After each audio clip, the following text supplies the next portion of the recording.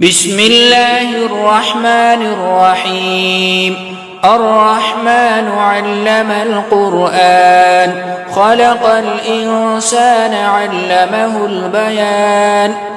الشمس والقمر بحسبان، والنجم والشجر يسجدان.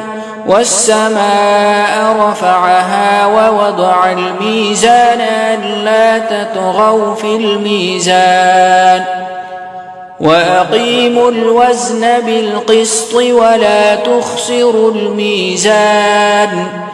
والأرض وضعها للأنام، فيها فاكهة والنخل ذات الأكمام، والحب ذو العصف والريحان. فبأي آلاء ربكما تكذبان؟ خلق الإنسان من صلصال كالفخار، وخلق الجان من مارج من نار. فبأي آلاء ربكما تكذبان؟ رب المشرقين ورب المغربين. فبأي آلاء ربكما تكذبان؟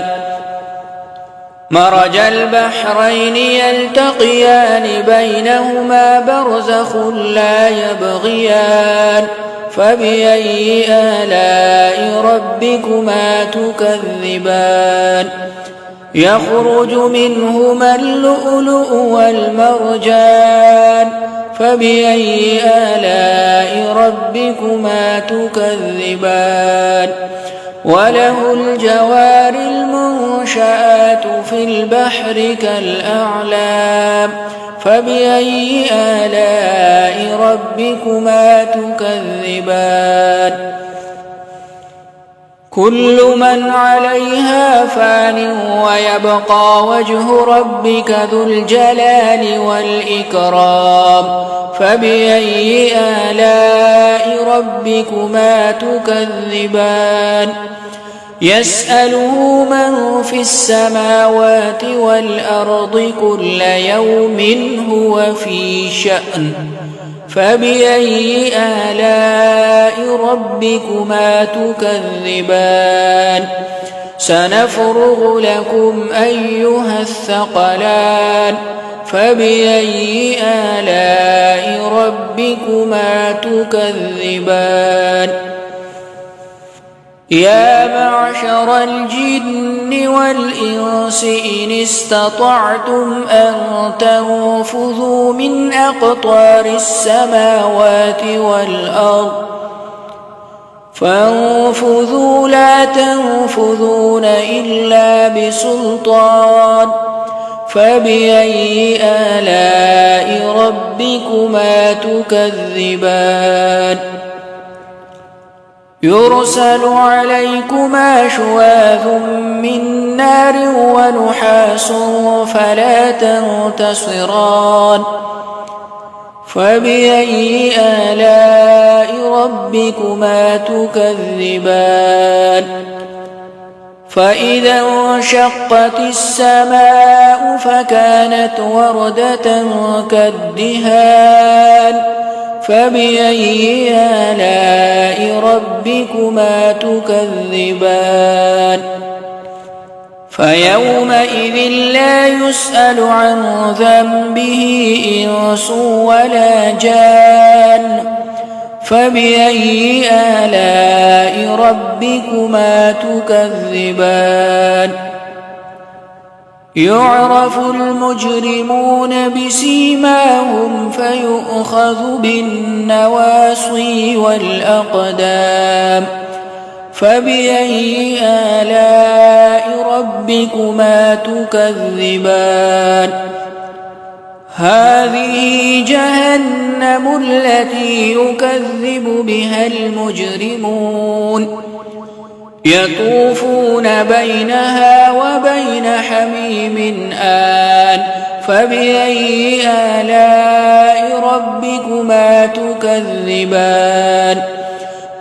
ولمن خاف مقام ربه جنتان فبأي آلاء ربكما تكذبان ذواتا أفنان فبأي آلاء ربكما تكذبان فيهما عينان تجريان فبأي آلاء ربكما تكذبان فيهما من كل فاكهة زوجان فبأي آلاء ربكما تكذبان متكئين على فرش بطائنها من استبرق وجنى الجنتين دان فبأي آلاء ربكما تكذبان فيهن قاصرات الطرف لم يطمثهن إنس قبلهم ولا جان فبأي آلاء ربكما تكذبان كأنهن الياقوت والمرجان فبأي آلاء ربكما تكذبان هل جزاء الإحسان إلا الإحسان فبأي آلاء ربكما تكذبان ومن دونهما جنتان فبأي آلاء ربكما تكذبان مدهامتان